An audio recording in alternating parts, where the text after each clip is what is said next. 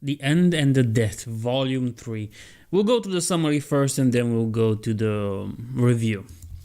Guilliman transmits to Terran Control that they will be on in 9 hours and to keep their position. He starts walking and asks Tyel for his report. They go to the Strategium and Guilliman asks his Tetrarch for the report as well. 320 vessels have been deployed. Space Marines remain are ready in the decks. The solar realm was now a giant darkness, without a source or light or anything. Guilliman's fleet couldn't go into the system. They could go in blindly, but that was a large effort that came with the risk of getting lost themselves for a long period of time. The shipmaster wants to give his report to Guilliman, but he stops him. They'll notice the breaking of routine. He wonders if he wants to go into the darkness. Guilliman asks for a proposal. The Tetrarch wants to talk about absurdities and so on, but Tyel stops him, saying the Primarch wants theoreticals. The Primarch says the Emperor must live. Tyel wonders, what if he doesn't? Will a never-ending war with the War Master continue? Will Ultramar become the Eastern Imperium? Will Guilliman succeed the Emperor? Surely no one else could. A little bit later, a navigator comes and tells them that they received some weird transmissions, weird signals. Guilliman talks with her a little bit and he seems enthusiastic, which breaks Tyel's heart. They made contact with a ship, or rather they discovered one. It's a Gloriana class ship. From a first scan is the Vengeful Spirit. Guilliman asks if he comes for them and orders to prepare the attack. The Vengeful Spirit didn't have his shields raised, which was pretty weird, and it didn't have its weapons prepared. Guilliman still wants to attack. As the order is given to prepare the cannons, another ship appears. Guilliman thinks it's the rest of the traitor fleet and asks the mistress if it's the Conqueror. She hesitates because the pattern match is the Vengeful Spirit again. More ships come out. 100, 200, 400. How can this be possible when only 20 Gloriana class ships were ever made? 1,000 appear, 3,000, 6,000. They're all the same ship. The War Master's monstrous behemoth. The Lord of Iron wasn't fond of retreating like Dorn, but as an instrument of war it makes sense to him. He would sacrifice millions of lives for victory, but when the situation was impossible, it was better to retreat and start anew. The Iron Blood was in space, near what was supposed to be Mars, but the War Master's machinations brought the warp to the solar realm, engulfing everything in darkness. But Perturabo could read the warp like any data. This time, he chose to retreat. He wondered why, and hate would be the best explanation. His iron circle stood outside. Perturabo wondered how they feel. Well, they didn't really feel, because that was their whole purpose. They are weapons, just like Perturabo. He thought himself a perfect weapon, but he could be more. That will have to come with a price. He would have liked to see one of those daggers the word bearers use. Imbued by murder, they become murder themselves. He wished he was like that. He was a weapon, a sword, one used by the Emperor. But a sword grows to hate its owner if it's not properly taken care of, if the blood is not cleaned off of it, if its edge is not sharp. Horus, on the other hand, was a dress sword, irresistible. But Horus, much like the Emperor, used him, and he hated that. In truth, he grew to hate Horus. What he showed Perturabo was a lie. His victory would be nothing. The data said that if Perturabo would be the first to come to the new War Master of Mankind, or Master of Mankind, and pledge himself, he would be forgiven.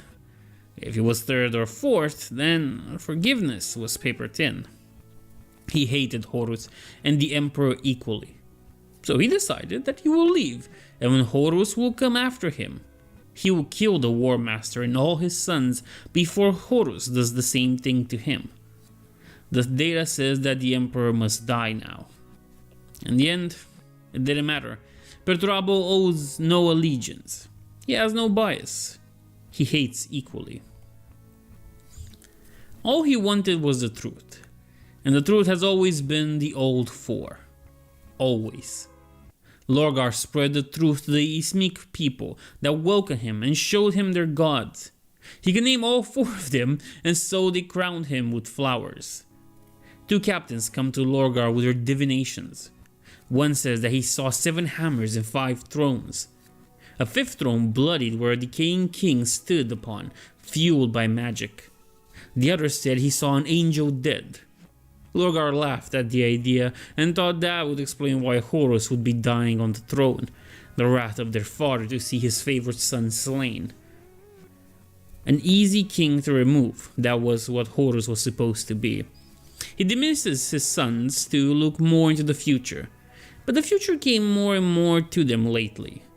As he walks, more of his sons bring reports and visions. All prove that Horus is too strong, and yet too weak. He tried replacing him once, but he failed, and because of that he was excommunicated. Yet a part of his legion still stands with Horus to see what happens next, to fill his machinations. Erebus, that Lorgar didn't like, says that Horus is going to win. He's sure of it. The death of the Emperor was a foregone conclusion. But what would happen next was what was important. Lorgar bet on someone else, and he hoped that when the time comes, Erebus will know who. Because Lorgar didn't tell anyone. A group of Ismitic children, people, whatever you want to call them, come and tell him the angel is dead. A terrible rage is unleashed, and that the master that took the throne that was not his, well, he's soon to die. They cheer and they laugh as they crown Lorgar with another crown of flowers. The angel wakes. All the face of the dead look at him. His hopes, his regrets, his dreams, and his anger leave him. They are sharp like a blade, and he knows despite his wanting that those will hurt. A blast of psychic power flows over the realm. Only the Neverborn feel it, and then the sons of Sanguinius feel it too, starting with the first captain, Raldoron. Raldoron sees none of this. He sees agony, manifesting as a great red pulping sack that fills his vision. He sees loss as the air that his lungs refuses to draw. He sees anguish as the edge of a keening blade.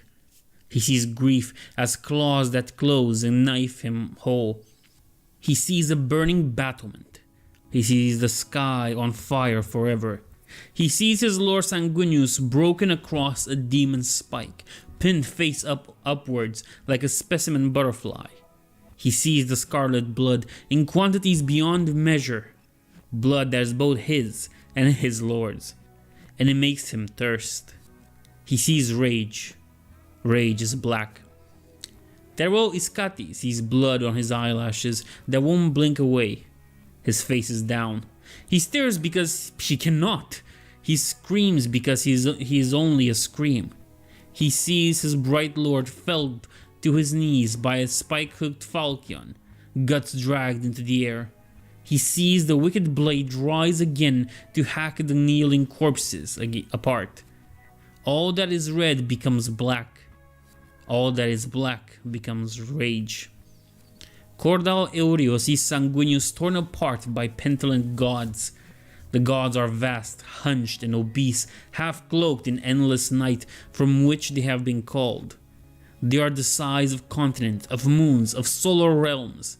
They sit and pick apart the tiny golden figure, twisting off limbs and gnaw upon like the drumsticks of poultry. They chuckle and they teeth strip bones.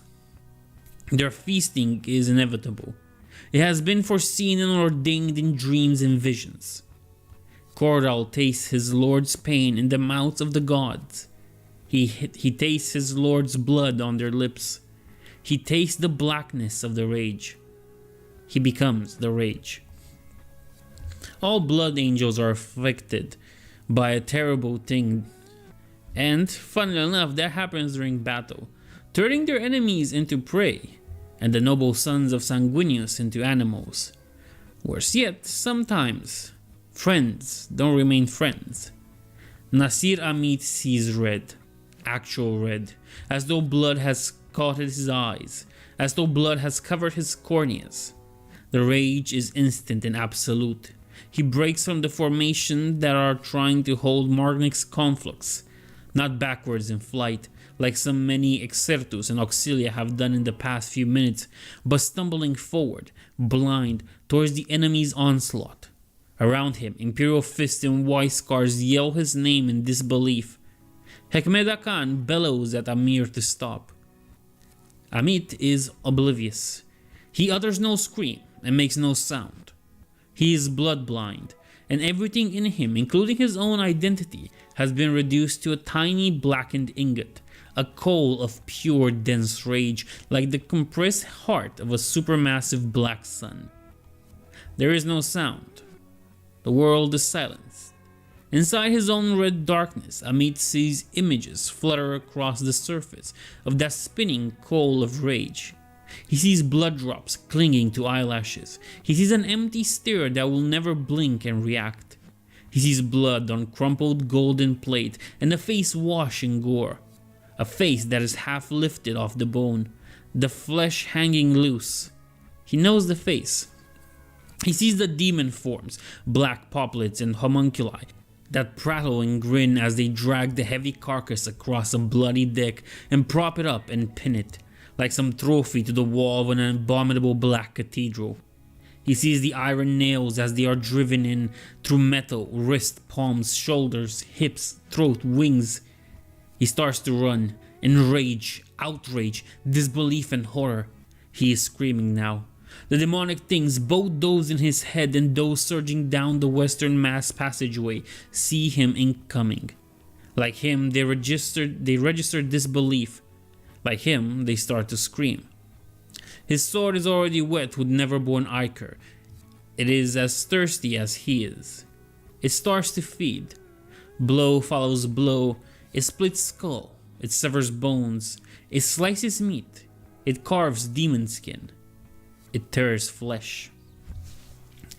The Blood Angels fight mostly without weapons, and their enemies are not prepared for the fury unleashed upon them. Horus will not win this. The world will have drowned in blood before ever that infamous victory occurs. Who asks Dorn? And the woman replies the angel, expecting the Praetorian to kill her for such ill tidings. But Dorn doesn't. They talk a little, and Dorn asks her to show Horus and who is with him. He knew where to go, a summon from the Emperor, and the woman could read that in his mind. She cries, and after Dorn clumsily tries to comfort her a little, she ventures to see it.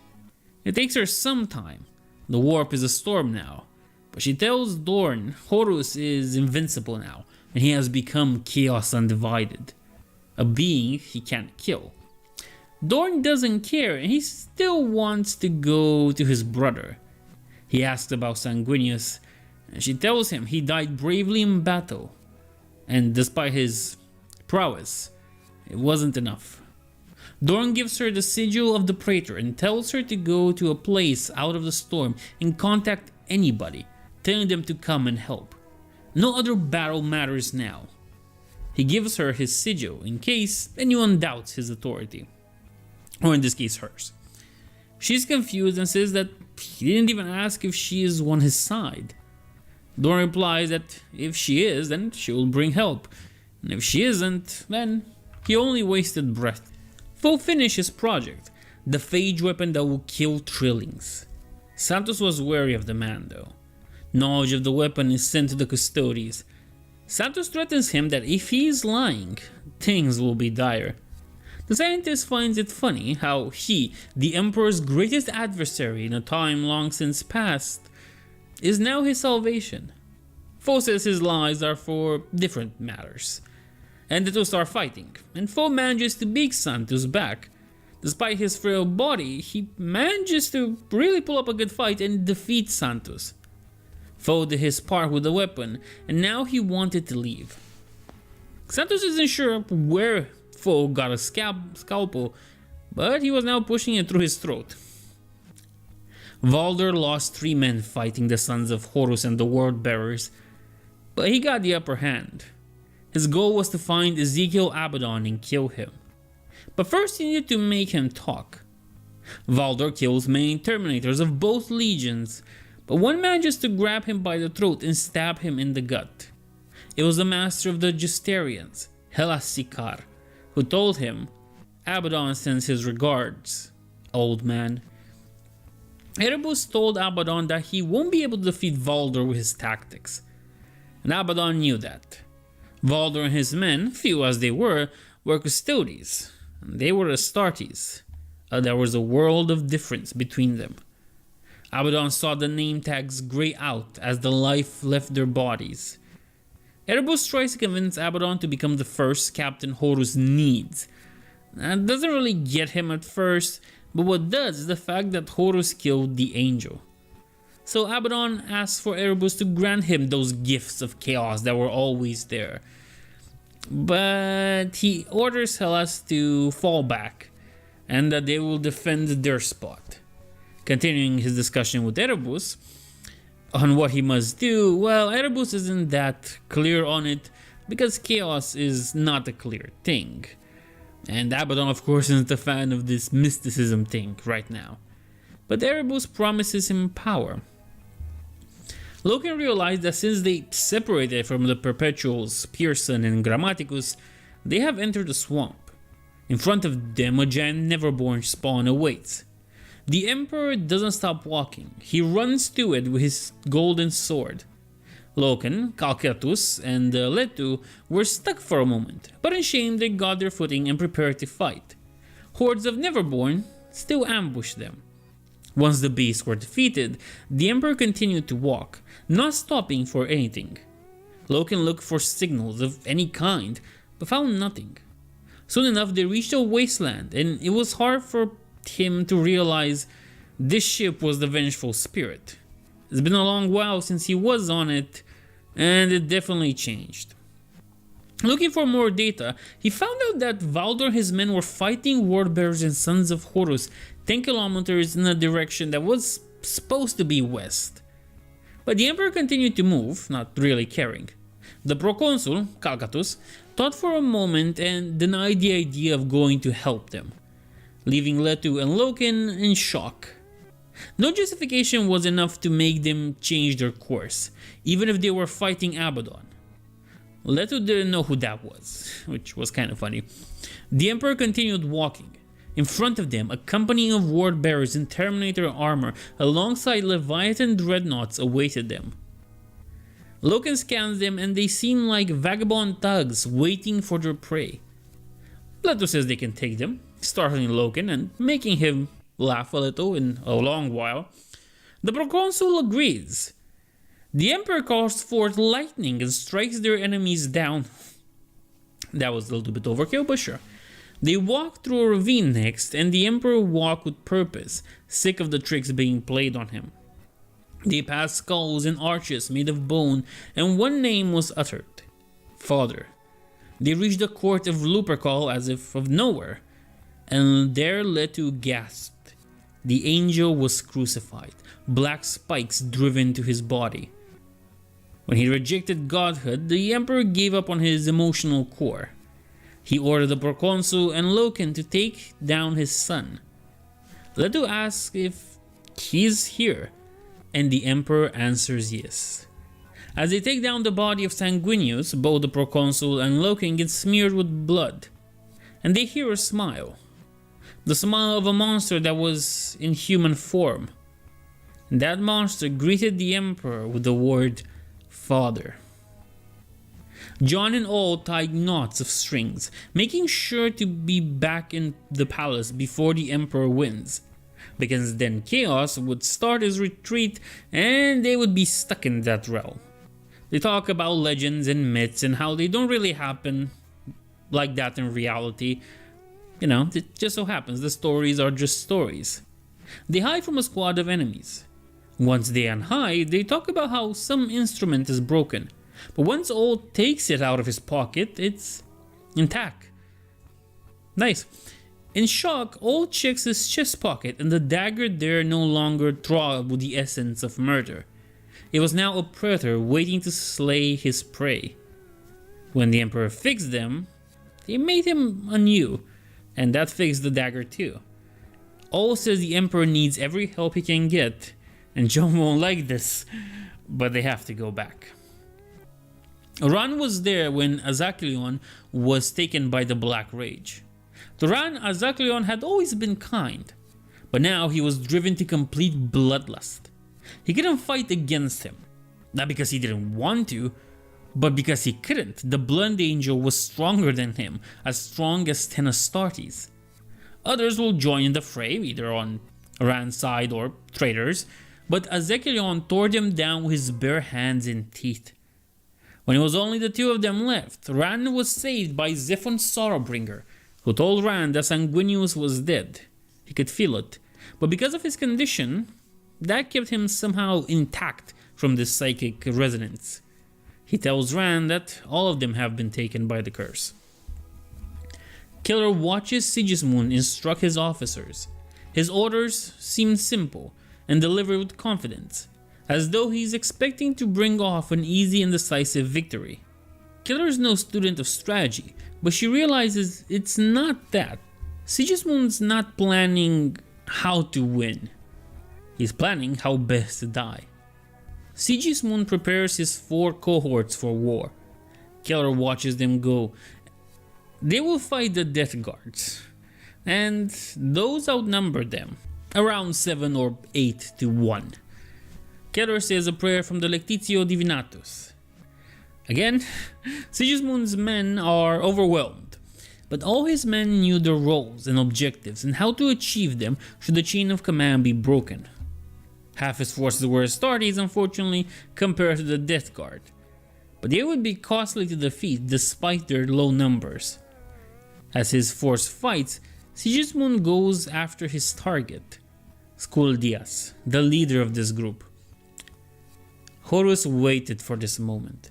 The Emperor asked, "Why did you kill my son?" Horus explained that Sanguinius gave him no choice. He wanted to make him his right-hand man, but he refused. The Emperor asked the same question again, and Horus reiterated. Horus called the Emperor timid and asked him to join him, but the proconsul stood forward, saying his King of Ages will never bow to chaos, and that no one truly masters chaos. The Emperor asked him why. Horus doesn't get it. Why what?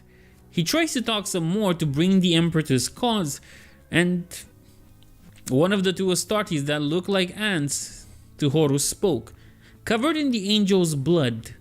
It was Gabriel. How Horus wept when he saw his favorite son. How did he cry when he spoke against his father? Clearly a ploy from the Emperor to use his emotions against him. The Emperor continues to ask why until Horus realizes he wasn't asking him. He looked behind Horus, in the shadow, and Horus turned around to see what was so interesting in the shadows. The 4 Chaos Gods were present. Horus knew they were there, but he didn't think anybody else could see them. The Emperor was talking to them. When he asked, "Why have you killed my son?" he didn't refer to Sanguinius. He referred to Horus. Horus prepared to strike at the Emperor. All and John were running using their newly repaired Wraithbone device, trying to communicate with Acti. Acti wanted to do as Lord Guilliman told her, but all got to her. They talked about how they needed to reach the Emperor, but she couldn't locate him. He was not the beacon of light that he used to be. But she could locate the shadow that was cast over him. To all, that was good enough. They had to give the knife to the Emperor. She established a connection, and using the knife, all opened a tear in the world. A tear in reality. Something fired at him. John fired back and pushed all in, jumping after him. She couldn't sense them anymore, but she sensed Astartes coming after her, and they wanted to kill her. And when they saw that she couldn't really die, they would keep killing her. So she ran. Psyker and his Justarians tried to pin Valdor, but Valdor manages 8 swift punches on Sikar that free his neck from the Terminator's grasp. His guzzle free now, Valkador struck. Sikar put the blade so deep in him that he was kinda blocked now. Yeah, He was on the wall. One Terminator comes to him and hits him, breaking him free but shattering his shoulder. Valder kills the Terminator with his spear, and then the Justarians retreat. Valder saw them using command signs, like he didn't know all Legion signs. Valder and his men discuss why did they retreat when they almost got Valder killed. It was a trap. Of that he was sure. So in the best fashion of not falling into a trap, they go forward to it.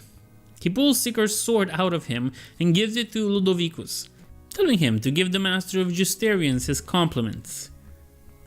They went into the trap. Valder could feel something wrong.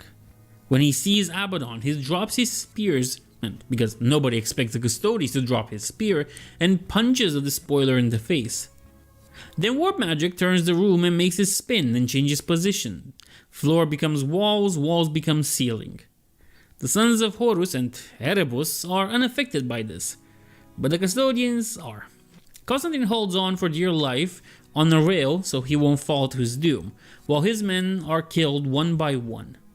Ludovicus is the last one killed, and he falls on Constantine, making him lose his grip and fall from the rail. Sigismund makes his way to Skolidas.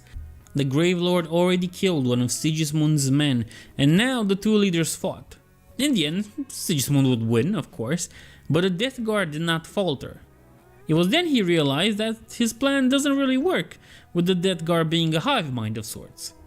Surrounded and with barely anything remaining, they stood there waiting to fight their enemies. But at some point the Death Guard retreated. Keller prayed and got her revelation. She walked towards the battle with the Death Guard. At first alone, but then followed by more and more refugees and pilgrims. Death and pain meant nothing now. Only failure mattered now. The Death Guard opened fire and killed as many of them as they could. Killer thought about how she is useless. If she reached the Death Guard, she would die trying to tear the plates apart. One human could not defeat a traitor legionnaire, that was true. But a million or two? Well, that was a different topic. The Death Guard retreated. She realized it wasn't because of her, or the people following her, but because they couldn't understand what was happening. Sigismund and his men didn't let this opportunity go. They slew as many retreating Death Guards as they could. A rear guard of the Death Guard, that sounds funny, came and prepared to fire on them. Sigismund saw on top of the cliff heavy weapons put into position. It was a trap. As the Death Guard approached, the Astartes from the cliff rained fire down the Death Guards. A figure comes, Tragan of the Dark Angels, Ninth Order, and greets Sigismund. Andromeda and Amon the Custodes talked about the use of the weapon. It was now modified to target select gene seed. Amon wanted to use it on all Primarchs and Astartes. They couldn't be sure of anyone at this point. Andromeda says that this isn't a good idea, but Amon says he will take the guilt, the blame, and the execution for this act. Andromeda goes up to fetch Foe and Xanthus, but Xanthus, as you know, his guzzle is open. She patches him up quick and asks about Foe, who went upstairs, so she follows. Amon saves a small group of survivors that come to him. A White Scar, two Sisters of Silence, Hassan, who was here to relieve Amon, and the Hatreon. By the orders of Vulcan, they were to bring the weapon to the throne room. Now, the sigilized retreat was a tower under siege by traitor forces, but Malkador always had the ferry plane that could transport them. Amon doubted the plan, but now Vulcan was regent and he had to serve. Hassan went upstairs and he found Xanthus there, barely alive. He asked what happened with Foe and where is he, and Xanthus tells him upstairs. Andromeda tries to convince Foe to give in and not try to escape, but she didn't manage to. The two would fight and Foe would have her stabbed. She would burn his eye out, and then Foe unleashed a bacteria that killed her, eating her throat. Alarms start to sound, so Foe releases the bottle on the stairs. Hassan runs on the stairs, triggered discipline there, and he sees the rolling bottle. Yeah, it's terrible. Something grabs him though and hurls him over the rails, saving him. Foe reaches the ferry, and behind him, it's Amon. For once to play nice, thinking he'll be brought back under Amon's custodieship and the custodians just take care of him, but Amon stabs him, leaving the Selnar with a face of surprise, or disappointment, or worse yet, satisfaction. In the throne room, gold was raining. The unspoken sanction was committed, and many of the nobles and staff ran out in disgust. Vulcan, alongside 3 custodians, were prepared to fight. He wanted to stop them, but he knew he couldn't. He could stop some of those trying to barge in, maybe a few, perhaps many, but the hordes of chaos are without number. He prepared for now, because the time was close. Now was the time. Now was the end. Now was the death. Horus struck the Emperor. It would be the first and last blow. He prepared to kill his father, but the proconsul struck him. Yep, the custodians strike the War Master. Horus uses his maul to smash the custodians. Letus strikes him with Mornital, but he gets swatted away as well. Loken strikes with Rubio's sword. This infuriates Horus, and he changes his focus from the Emperor to Loken. Each blow from the 3 warriors was a deadly strike in itself, one meant to kill. But against Horus it didn't work. He was past killing. He was deathless. The lightning that hit the Emperor was now prepared to hit Loken and Letu, but the proconsul's spear redirected the attack. Now, it hit them a little, but not that bad. Horus smashes him with the maul again, and this time he hits the Astartes full force with lightning. A darkness like that of old night. And they were in pain, but they did not die, because the Emperor protects. Horus turns towards his father that was now getting up, and they clash. This is between them now. Valdor was found by a squad of custodians. They tried to help him get up, but Abaddon and his men came from the sky, landing like snow. Warbearers in Terminator armor joined them. The custodians held their own, but they were surrounded by traitors. Before the fight, Valdor ordered his men that whoever gets out alive must go to the storm and join the Emperor. As they stood surrounded, Dor comes in and with his massive sword cuts through the enemies. This breaks the morale of the traitors, because the courage of Dorn, Valdor, and the custodians. But courage has a limit, and close quarters is a nightmare to fight on. A band of blood angels then joins the fight, frenzied, as you can expect. Nobody was that sure on whose side they were on. Dorn grabs Valdor and they make it to the storm in the sky. Tragan talks to Sigismund about the refugees, then who shows up? Corswain in all his glory. He talks with Sigismund about the refugees and how they don't cry or moan. As Sigismund puts it, they are above that now. Corswain takes the Emperor's champion for a walk where they talk about what happened. Apparently the mountain is besieged by the Death Guard. The Dark Angels need every word they can use, and Corswain promises to give the refugees a place to stay if Sigismund and his own men will help him. It's been an hour since the last Death Guard attack, Corswain mentions. They talk a little about Sigismund holding the line, helping the refugees, but he says he is the line, and that the Emperor spoke to him to protect these people. The Hound of Caliban of course laughs, and after a few more talks leaves, Sigismund the care of a chapter master. Sigismund asks how do the Death Guard climb the cliff, it's abrupt and all that. He responds with an ugly grin that they do it like spiders, demonic spiders. Sigismund then makes sense that like spiders they hide everywhere they can, tells the chapter master they are coming, and he approves. Killer talks to a space marine about the refugees. This was Lord Cypher. 3 more Astartes join him to complain, and while he didn't want to seem uncaring to their plight, they were working on an important project, restoring the Astronomicon. He also mentions that they were, in quite a bad situation. There were 5 of them, but Zahariel was down doing something else. Killer then is approached by Nemo Zimeng, and she presents him to the Astartes. Not only a lord of the Council of Terra, but the choir master of the Astra Telepathica. Help is offered and the Astartes accept. Cypher asks Killer if she brought him here to help, but she didn't even know she was going to come here. Typhus was laughing as his men marched as damn spiders. Sigismund joined the chapter master. His seconds were not up the mountain yet, his men, but they had to fight. Firstly, by firing at their enemies when they come from the cliffside. Sigismund stabbed one death guard through the skull and throat, and he almost fell with the death guard because his sword got stuck. But he got up and continued fighting. The refugees were scared, but Keller made them calm down. Lord Cypher saw a light and he asked Nemo if he saw it, then regretting because he was blind. But he did see it. The mountain was made to amplify the psychic energies, even those from non-psychers. Cypher went to Keller and told her to continue what they were doing.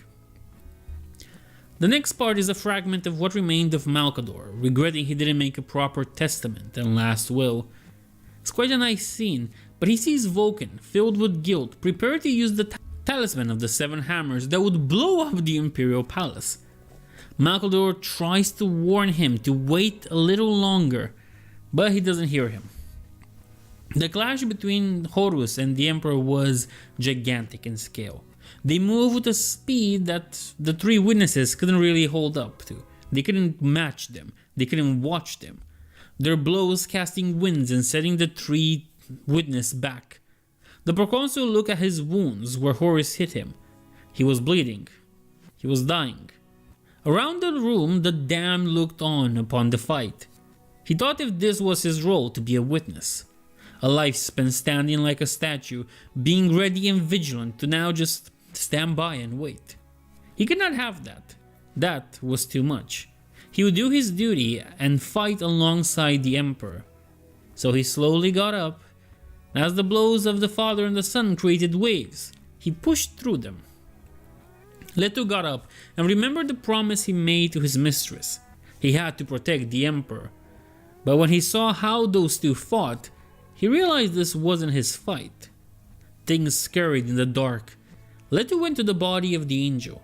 Neverborn creatures like rats tried to eat that Sanguinius, and Leto fought them off one by one.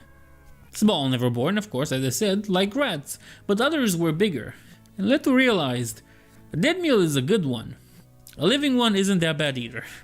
Loken woke up in the golden throne with burned bodies everywhere.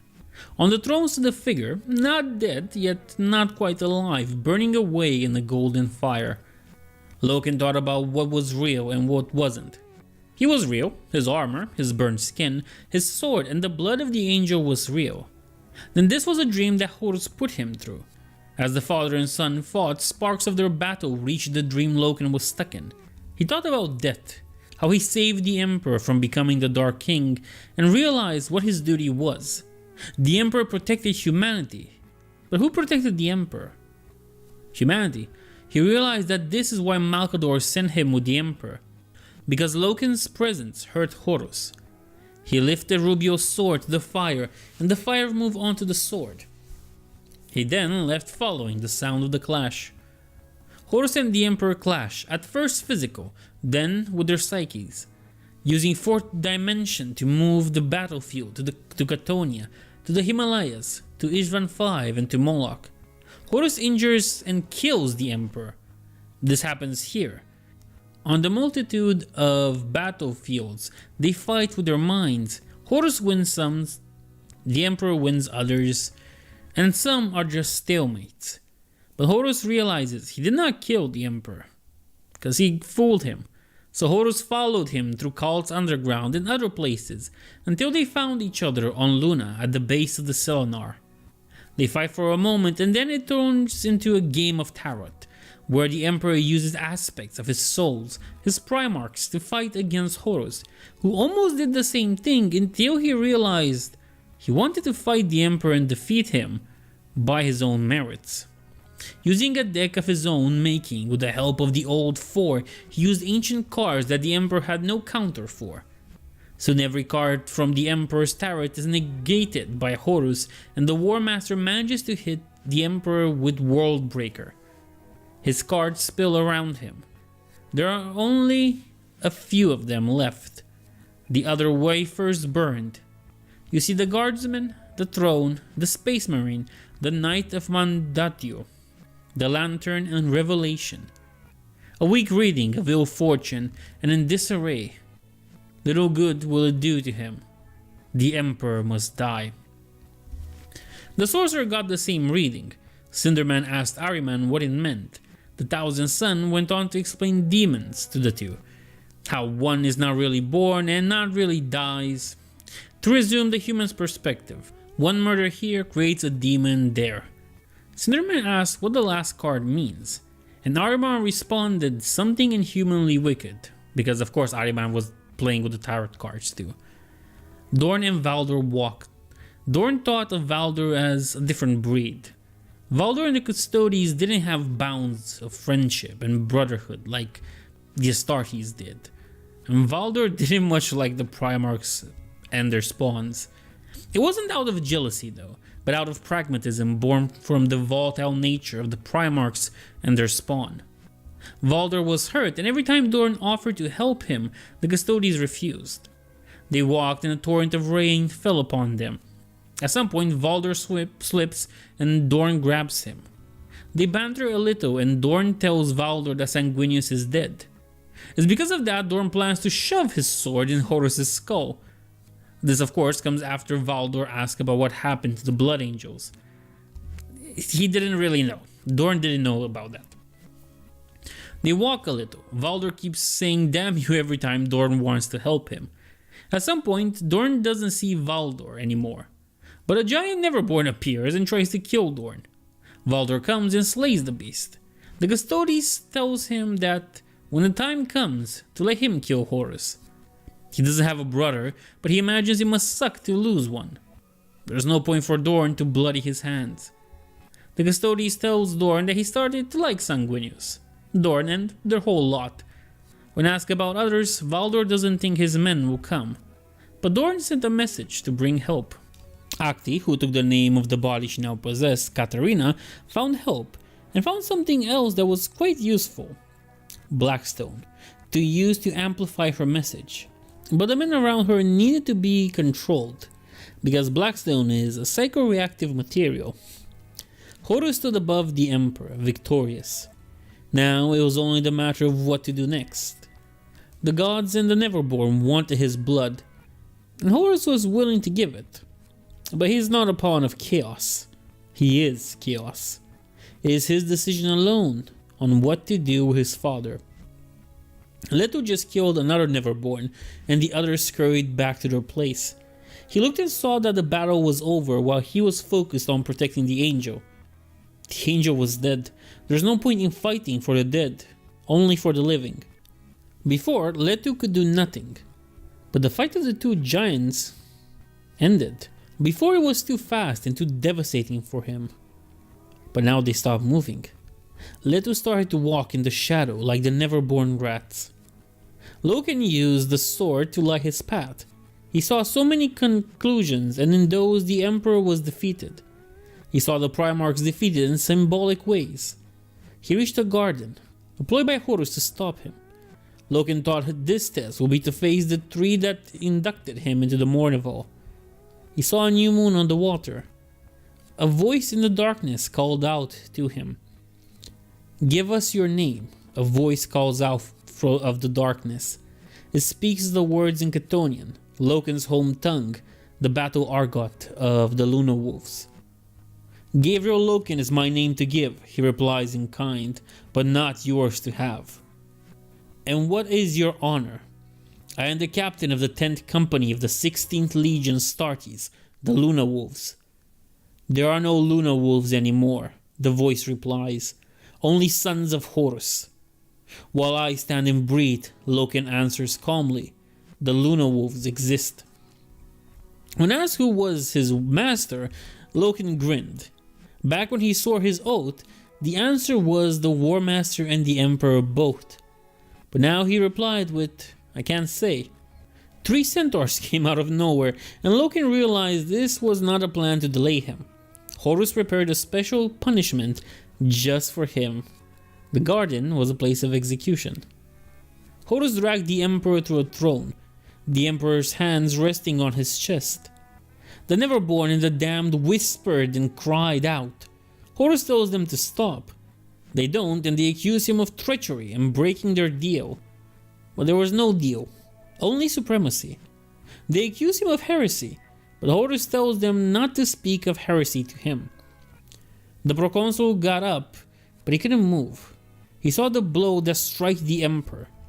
A voice told him the Emperor must live, and despite his pain, despite his beating heart, he let out a war cry, the only one of his life, and knew that if he was to die, he will die at his side. The Emperor must live. Horus dragged the Emperor and set him on the throne. He will show him what he failed to show them. The truth, fierce and bright, and he will be grateful for it. The Emperor's hand is still on his chest, like he is grateful for what Horus will do. The bond of blood, the bond of family, something the Neverborn can never understand. He finally acknowledges you. You realize his hand upon your chest plate has grown warm. You can feel the heat through the serpent's scale. You look down. His face is drenched in blood. His eyes turn up, look into yours. They light up with white fire. The blast lifts you up, throws you across the infinite angles of the galaxy, and tears your soul in two. It's not your father's power. It's how he steals it. The Emperor got up. He had stolen some power from Horus. The Neverborn were now in utter dismay. The Emperor used sigil magic to blow him away and create flying discs to cut him open. At some point, the Emperor even gets his hands on Worldbreaker, but the dimensional fight begins anew. Horus wonders why he didn't steal more then he realizes it's not to become the Dark King. Like an addict, he would have stolen too much. Horus manages to bring back the fight, and when he contemplates to strike down his father with his maul, he changes his mind. He punches him with his talon, with his index finger raised, putting a hole through his neck. Then Horus puts him on the throne, and to make sure he won't get up again, he takes some of those sigil discs and pins him to the throne. The Neverborn cheer, and the Old Four approve. But a tiny figure stands. It's the proconsul. Horus calls him by name. The proconsul says he defies him. The Imperium defies him. Horus asks with what? In truth, even at peak condition, the proconsul wouldn't have been able to win this fight. Leto looked on from the shadows and considered the proconsul foolish. There was no way either of them, or Loken, if he still lived, could fight against Horus. But he was more perceptive than other Astartes. He realized for them to be there in this warp manifestation, then there was something that grounded Horus to his physical form. And while this can be a weakness to exploit, it needed someone with Horus's mind to be used. And right now there was only one being capable of doing that. The proconsul used his best weapon, courage, but that wouldn't last for long. He went to the Emperor, Leto went to the Emperor, and tried to take the disc out by hand, but it burned him, so he used his sword to pull them out. His time was limited, and the Emperor seemed dead. The proconsul called Horus a son, and that he is deceived by chaos. This angers the War Master, and he shoots a bloodlight at him.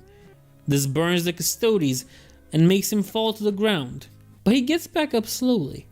He makes a sigillite magic sign, while Horus recites 20 of the Custodes' 600 names and blows him apart. This time there was nothing left of him. Leto tries to wake the Emperor up. He manages to pull 2 discs out of him, and he tries the third. He says Erda sent him and she wants him to stand. But Horus grabs him by the throat, looks at him, finds him insignificant, tells him Erda is dead, and just throws him hundreds of meters away to the cheer of the Neverborn. He lands on his back and looks up. Hundreds of kilometers above him, 4 heads stand. One looks down at him. There was no point in screaming. The Death Guard advanced with extreme force, as if they could do whatever they wanted. Sigismund fought with the first, and even the injured joined the fight.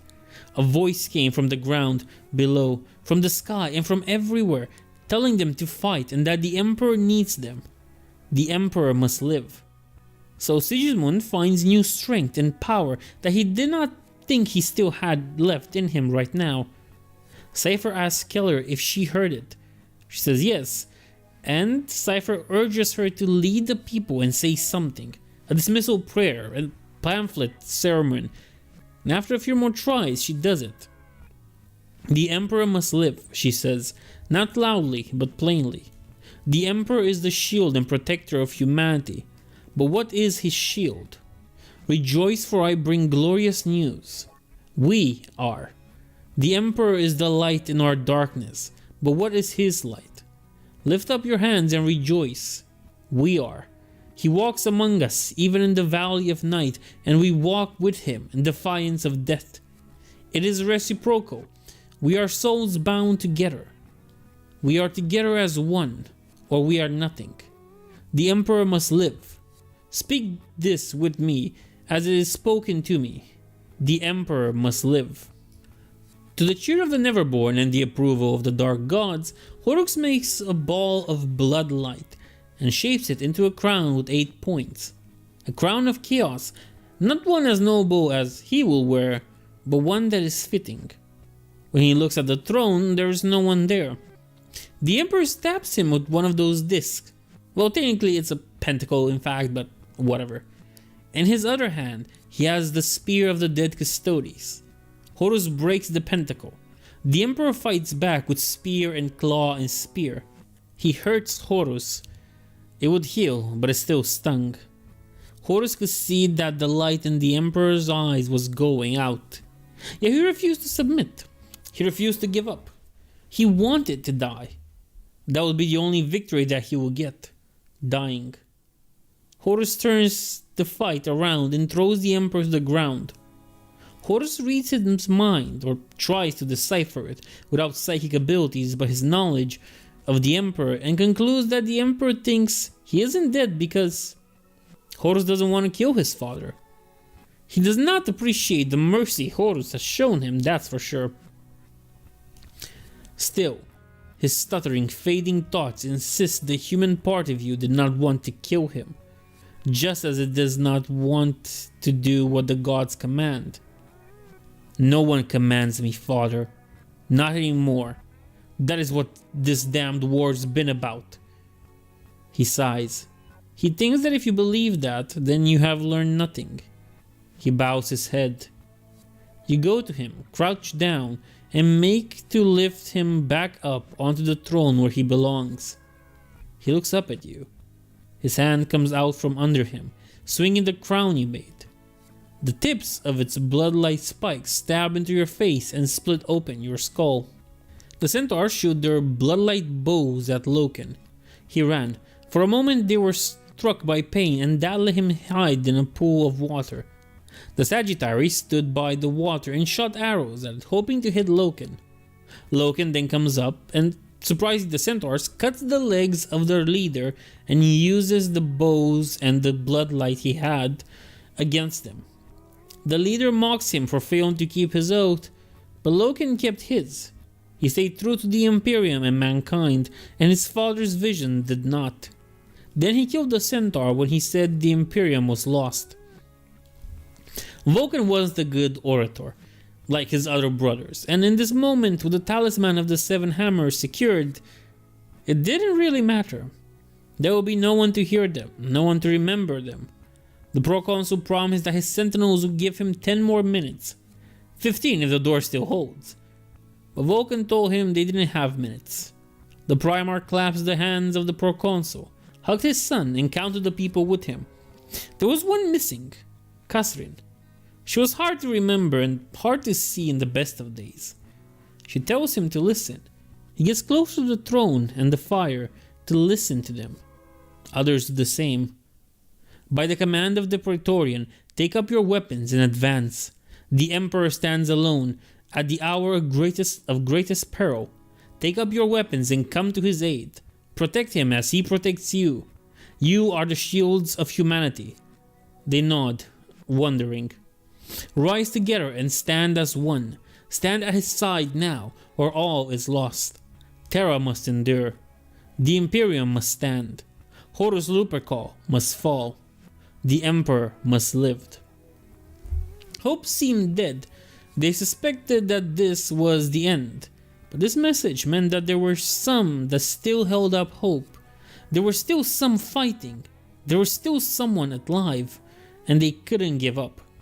Vulcan seemed to have heard Malcador's staff, but when he looked back, it was just the molten gold dropping to the ground. Disappointed, he told his men to keep up and secure the talisman. There was still hope. To many that got that message, it was either a fantasy or too late, like Maximus Stain. But to others, it was enough to convince them to make their enemies pay a heavy toll for their death. To the Emperor, it wasn't a shield or a boost, but it gave him the power to throw the crown of chaos on Horus. Horus rearranged his skull, and the Emperor got up and had his sword pointed at him. In this part, Horus chastises the Emperor for basically being a bad father and putting generational trauma on his sons. And he says he will be a better father at his side to a new pantheon of Primarch sons and daughters too. Note, it doesn't mean female space marines are possible. Horus is mad at this point. He lost his mind. No matter if the Emperor throws the crown, Horus will make more. This time he would not give him the chance to recover that fast. He strikes swiftly at the Emperor.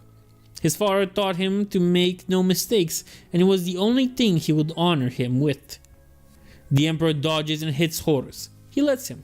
Horus takes a few more blows, letting the Emperor hit. Then he draws the power of the warp into him. The Emperor continues to attack. He tries to blow the floor under Horus, but here gravity and the air obeys the War Master. He flings the throne made for Sanguinius at him. He wouldn't need it anymore. Then the two for Constantine and Dorn. Only 2 thrones would be enough. The Emperor destroys the first one, but the second one falls on him. Barely breathing, looking like the case of an entombed king, Horus approaches, making another crown. In front of him, a tear in reality happens. 2 humans appear. They look confused, and once they realize in front of who they are terrified. Horus almost feels sorry for them. The 2 perpetuals looked at Horus, frightened. All couldn't move. He was stuck. John could utter only one word, the word he learned from all, spoken back during that time during the Tower of Babel. John shook all to wake up. The power sent him flying, and it did so to the War Master. John tried to make all leave. It was too late, but all didn't want to. John should go. John says it doesn't matter.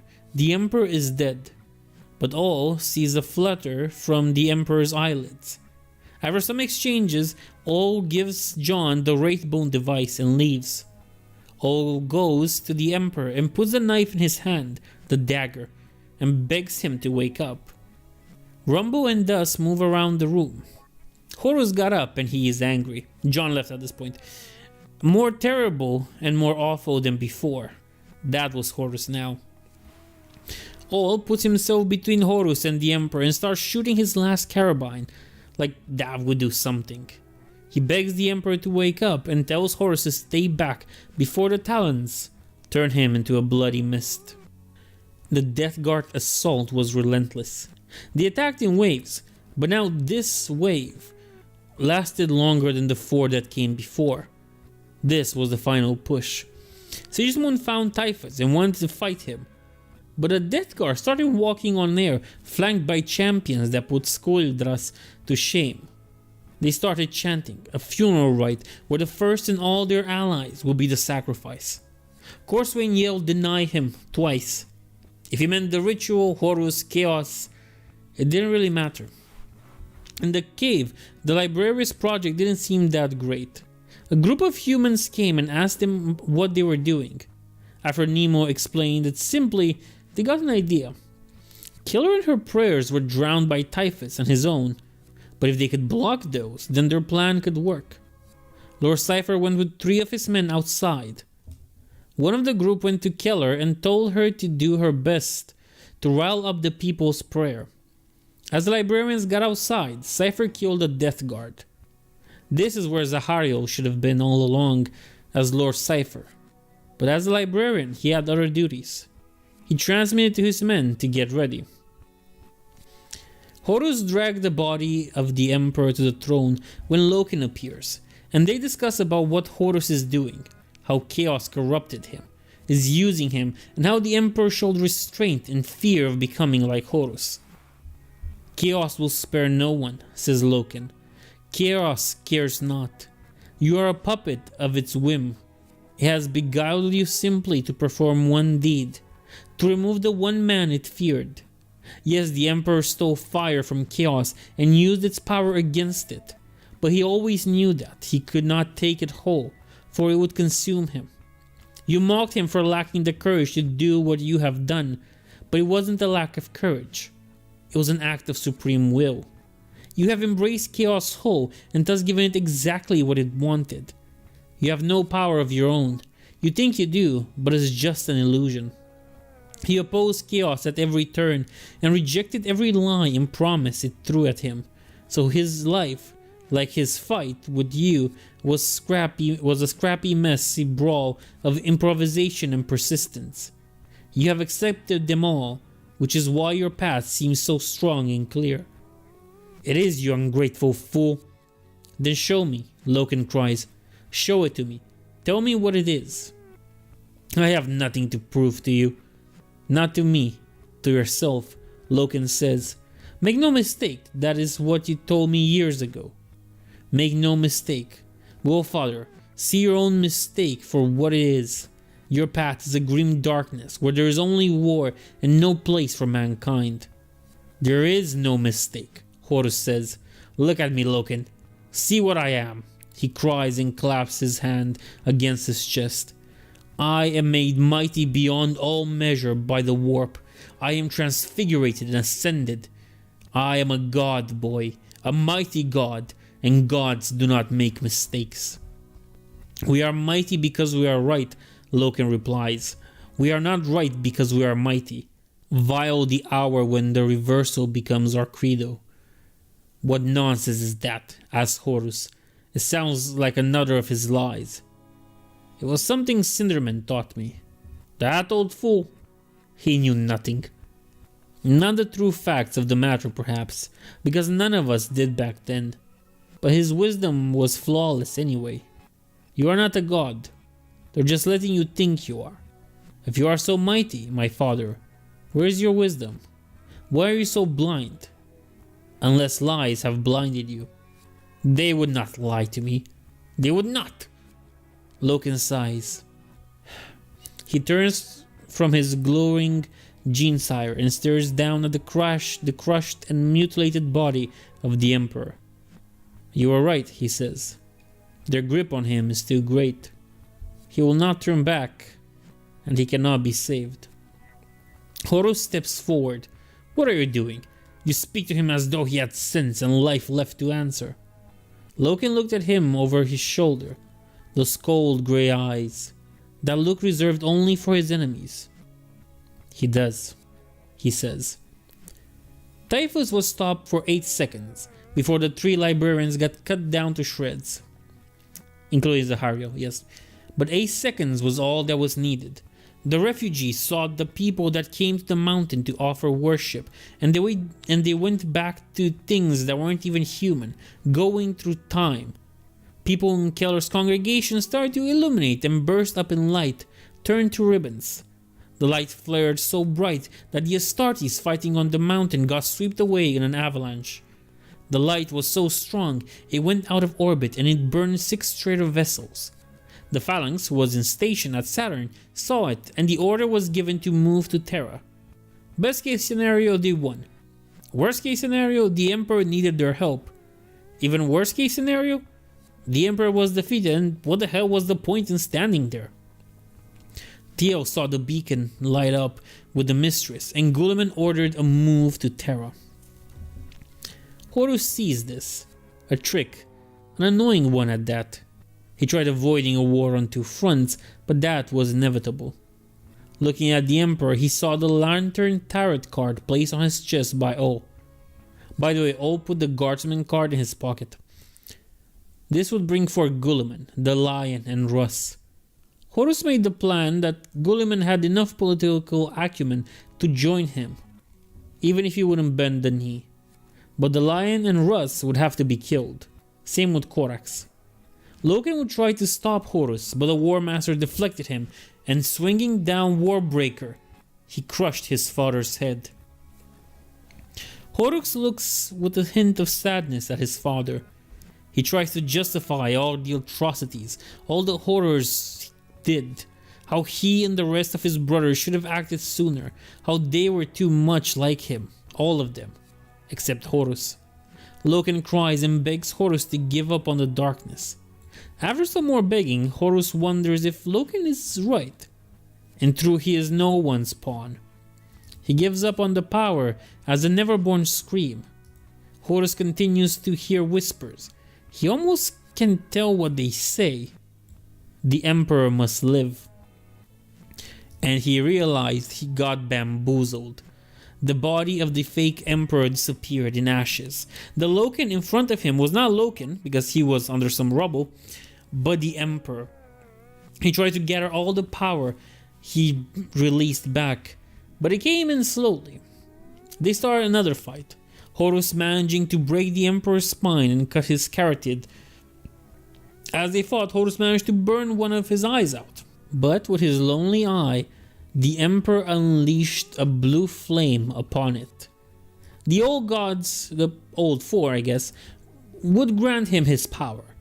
But first they wanted him to suffer for rejecting their gifts. In the flames, Horus saw everything he destroyed, his weakness and all the blood on his hands. He begged for forgiveness, for mercy, but he knew that he was weak enough to fall, and he would do so again. He wouldn't die. The old four wouldn't let him. The flames stopped, and the Emperor came at him with a small, ugly stone knife. The Chaos Gods, desperate, put all the power back in Horus. The Emperor told Horus that he waits for him, and he forgives him as he drives a knife into his son's heart. Loken from the rubble he was on couldn't believe the dagger would cut the armor, but he did. He saw the Emperor and Horus just standing there, a standing father and a kneeling son. For a moment Horus smiled. It wasn't a terrible smile that greeted them in the court, but a smile he was used to, one he knew from better times. The Emperor put his will in the dagger. There would be no redemption. Horus turned to bones, and the dagger to ash. In the end, it was just a father killing his son with a stone. And then the galaxy burns. The traitors withdrew with the darkness.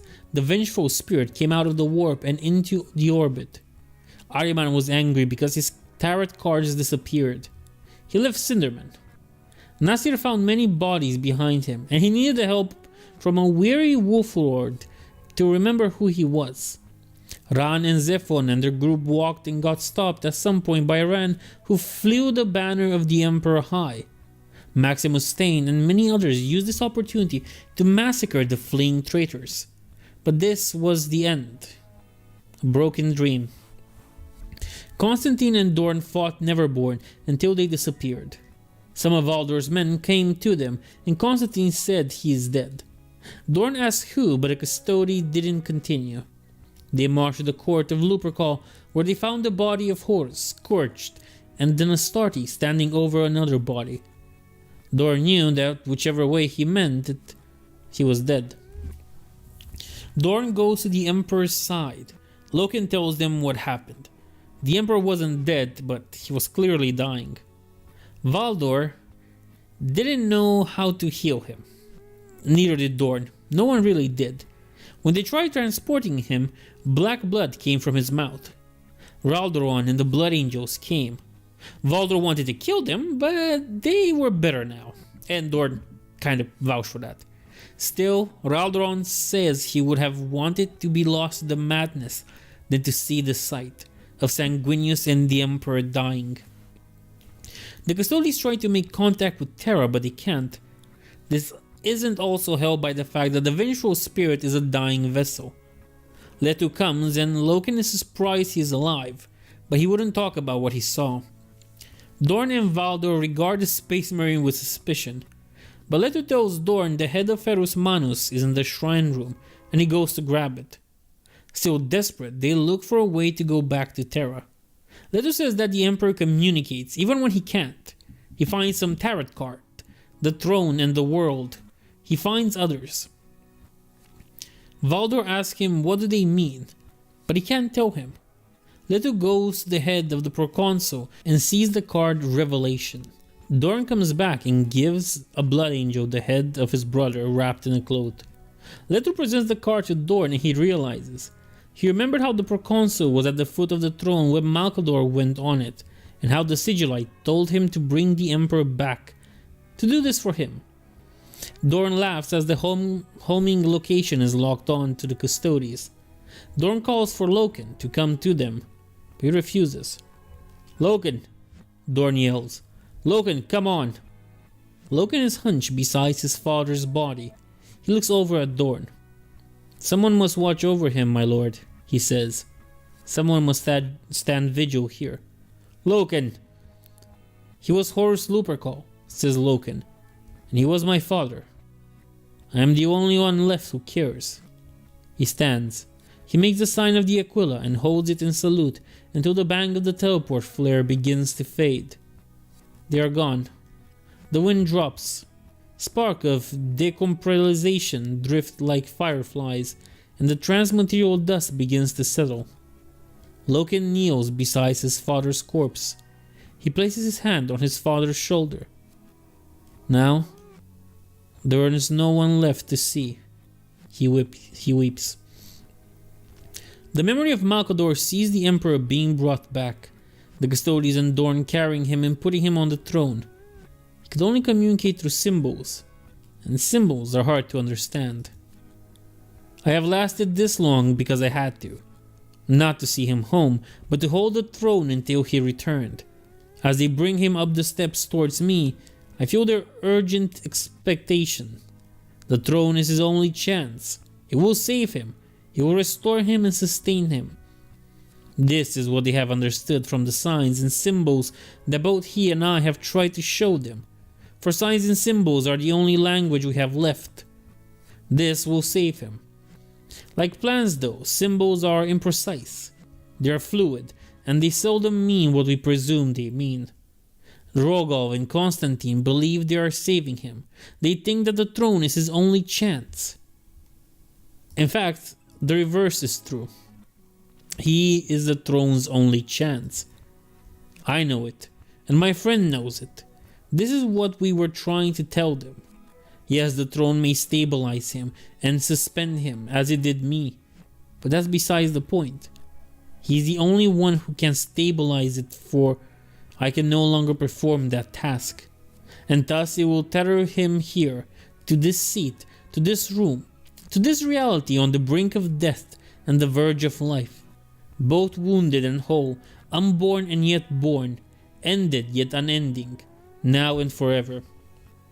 It was never his intended plan, but it was a contingency. My King of Ages knew it might come to this, if the permutations of the future aligned in this particular way. That's what he told me anyway. He had me believe he would be ready if there was no other choice, and I see none from where I'm sitting. It will be agony. I can vouch for that. I have tasted but a brief moment of that eternity, and that is more than enough. May your death live forever, my friend. There's nothing immortal about this. And so they come. They ascend the steps. None of them speak, but I feel the hope in their minds. What they do now, they do only for his salvation. I want to correct them. I want to explain their mistake, but I can't. And even if I could, perhaps I wouldn't. The truth is brutal. At least this way they have some solace, some small consolation in the face of tragedy. They should have that much. They need to be strong for what lies ahead. This is where it will end, here in my flames. But it is also where it will begin. After a fire, all that is left are foundations. It is a good time to rebuild. They are our foundation now. I wonder if they have learned enough. They are close now. Rogel and Vulcan stepping forward, whilst behind them Constantine, Koros, Uzkrael, and Lamora lowered the bier. Oh, Vulcan, my boy, I have been glad of your company in my last hours, and humbled by your devotion. And you, Rogel, my heart breaks to see the tears in your eyes. I never thought I would live to see that. I suppose I haven't. I hope you have seen enough, Rogel. I hope you have seen enough to learn, you, the master planner. Plans do not work or last. You have to learn to change them as you go. Change them all the time. Make new ones, make better ones, make them stronger, and layer them deep, but make them flexible. They never work the way you think they're going to. Not even this one. Does he understand? He doesn't hear me. He and Vulcan reached down to lift me from this seat and I no longer sit upon the throne of Terra. And this, at last, is my end and my death. For a moment, finally, I feel something. It's time. Now we're going to go into a more boring part. Katarina travels with the group that helped her relay the message, a band of convicts. She tells them the story of Olanius, who stood in front of Horus and defended the Emperor with his life. She talks with the Marshal about this unit and how she will help them seem like a real unit instead of convicts. Traitors howl as they lost their power. Ugh. Loken stood by his father's side and he talked about how he kept his oath. He thought of the ship and how it will either be an asteroid on Terra or a meteor shower. Abaddon and two of his Justarians come in. Loken has a friendly discussion with Abaddon, where Abaddon calls their father a fool. Loken tries to convince him that he can turn back to the Imperium. Loken will vouch for him to Dorn, but they can't agree on what they will do. Abaddon, though, will not kill or fight Loken. He will just let him go if he wants. Loken says that he will hunt Abaddon to try to convince him. And then that bitch Erebus comes and stabs Loken in the back with that stupid dagger that kills your soul. This motherfucker ruined the whole book for me. I don't think a single moment in the book managed to make me hate something like this. I now hate this book. Abaddon asks why did he do that and points his sword at Erebus. The fucking armless doesn't have the guts to cut his throat. Erebus tells him about demons being born and how demons will follow in his footstep. A specific demon caused by this event. Yeah, way to put me off, Dan Abnett. This next part sees John tying knots around time and space, now going back to the first steps of humanity, using one of Sanguinius' feathers. Lizardmen decided that maybe his idea of pure knowledge was wrong and there are things humanity shouldn't know. Santos burns some archives. Letu is making a new tarot deck with cards from the Emperor and Horus's decks. He tries to read into them, doesn't really get anything. Valdur is thinking about what he has to do and what he fought for. Abaddon was on his ship, he and his men decrying that they no longer felt the powers of chaos. Anyway, we're going to skip over him not killing Erebus despite wanting to do so many times and how he is a tool. Abaddon waits for his men to come from Terra, but he can't afford to lose them. He can't afford to be destroyed either, as the ship comes close and locks on them. Sigismund takes Killer through the Imperial Palace. She kept stopping to look at everything. They're like 5 kilometers away from the Silver Gates, and they stop. They talk a little about what she will do next, and she says she'll do what everyone else does. Hope, work, and believe. She kneels in front of an icon of the Emperor on the throne and prays. Now for the review part. You must understand that the Horus and the Emperor fight is genius. It's a very good writing. It's very nicely done. It's, in my opinion, quite amazing and it deserves praises. It's a good fight and it's a materialization of a concept that is well executed. The problem is that killing Loken like that isn't. No, no, way to make me hate Erebus. Erebus had one good quality, and that was the fact that he killed Erda. And now, yeah, that's not even an excuse anymore. Oh, but he killed Erda. No, he killed Loken, and that's way worse. For the worst part of it all, though, is the ending. Killer just kneels and prays. And while this is fitting in some way, I just don't really feel like this is a proper ending to the Horus Heresy as a whole. Yes, it makes sense with Killer praying, the Saint Killer or whatever. I get it, it makes sense. But it doesn't make sense when you put it to the end of the whole book. Like, right now I'm expecting there to be something that ties this up and just ends it. And it's not the note of Killer praying. It feels a little bit anticlimactic, whatever, the way they did the ending. And it's true, it's a long series. It wasn't going to end the way people expected. It wasn't going to end the way I expected, that's for sure. And once you build hype for a series that is the Odyssey of our current times, and it's kind of hard to give it a proper ending. At the end of the day, that's it. It would never have been that amazing ending maybe I hoped for, but it could have been better. Nevertheless, I would recommend the book for the Loken writing, the Horus versus the Emperor writing. That's very amazing. Constantine and Dorn have some nice interactions and it works. And I feel like the only parts that really get worse is once we're kind of done with the fight and we move on into what happens next. But I guess that's because it now delves into territory that tends more towards 40k. Even when you look at the War of the Beast that happened in like, what, the 32nd millennium or something? Not that long ago. Still, those parts are good, and I really feel like Erebus killing Loken, that ruins the whole book for me. I can't recommend it for that, but if you really want to see how the fight works out, and how powerful the Emperor and Horus really are, I recommend it for that. I don't really recommend it for the last bit. It really feels like the ending of the book kind of doesn't fit. It works, maybe it works as an ending to the book, but it doesn't work as an ending to the Horus Heresy. And that's just my opinion.